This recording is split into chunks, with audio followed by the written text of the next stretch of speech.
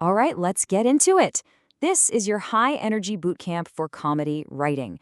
If you're ready to go beyond just chasing laughs and start building stories that actually mean something, you are in exactly the right place.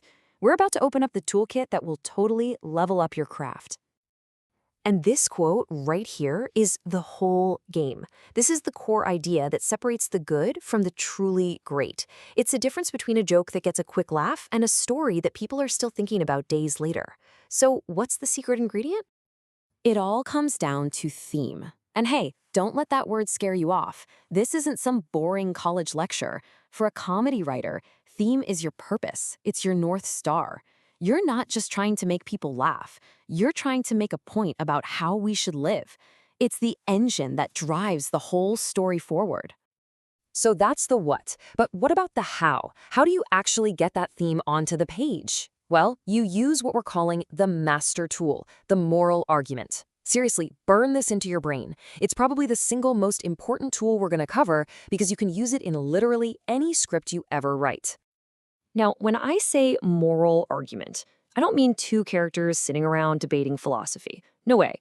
It's active. It's messy. It's your main character doing something kind of shady to get what they want, then someone calls them out on it, and they have to justify it, to rationalize why it was okay. This cycle, this loop of action and justification, that is what powers your plot.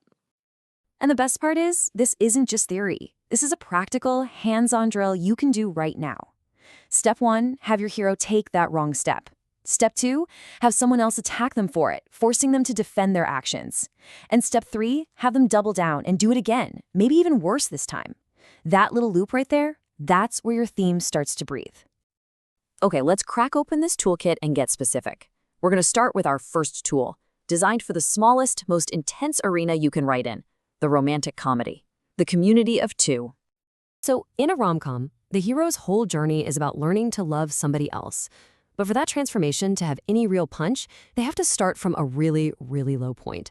You have to show them as a user, the type totally self-absorbed, says all the right things, but it's all about manipulating people to get what they want. If we don't see that ugly side at the beginning, their big change of heart at the end feels cheap. It feels unearned. So here's your drill. First, your mindset. You are a self-absorption excavator. Your job is to dig up and expose that manipulative behavior right from the get-go. Then, the drill itself. Write a scene where your hero actively tries to control their partner. And when they get called out on it, have them use that classic justification, hey, I'm just doing it for their own good. Finally, your next step is to write the scene where that perfect image they've built for themselves starts to crack. That's when things get interesting. All right, let's grab our next tool and zoom out just a little bit. We're moving from the couple to the family unit. This is classic sitcom territory, a little microcosm of society that everybody can relate to. Now, what's really cool about this slide is how it frames the central conflict. See, this isn't about good versus evil. It's a clash between two powerful and in some ways valid visions for how to live.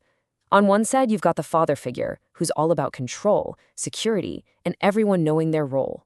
On the other side, you've got the hero, who's fighting for equality, fun, and freedom, which, let's be real, often looks a lot like chaos. And the secret to making this theme work is the mindset. You have to embrace this authoritarian dilemma.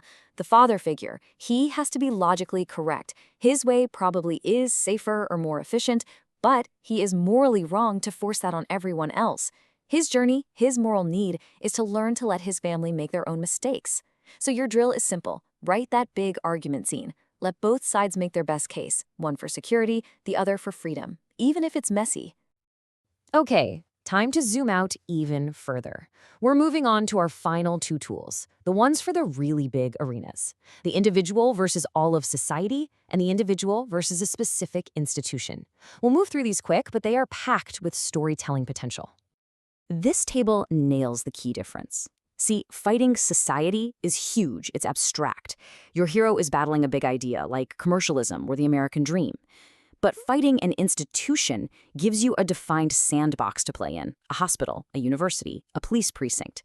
In that story, the hero's need isn't to tear the whole system down, but to figure out how to make it actually help people again. And the drills reflect that. One is about justifying ruthless ambition, while the other is about learning how to fix a broken system from the inside. So, there you have it. Four powerful thematic tools to put in your toolkit. We've gone from the rom-com to the family comedy, all the way up to battling society or fixing an institution. And the best part? You have the master drill, that moral argument loop that makes every single one of them work. Okay, we've laid out the tools. We've gone through the theory. But you know what? None of that matters. Listening to this won't make you a great writer.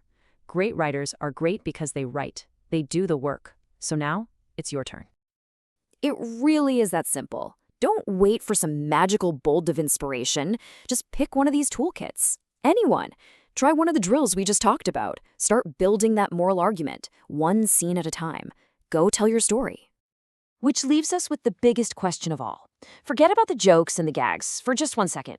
Go deeper. What is the thing you really want to talk about? What point do you, as a writer, want to make about the right way to live in this world? Answer that question, and you'll be on your way to writing something truly great.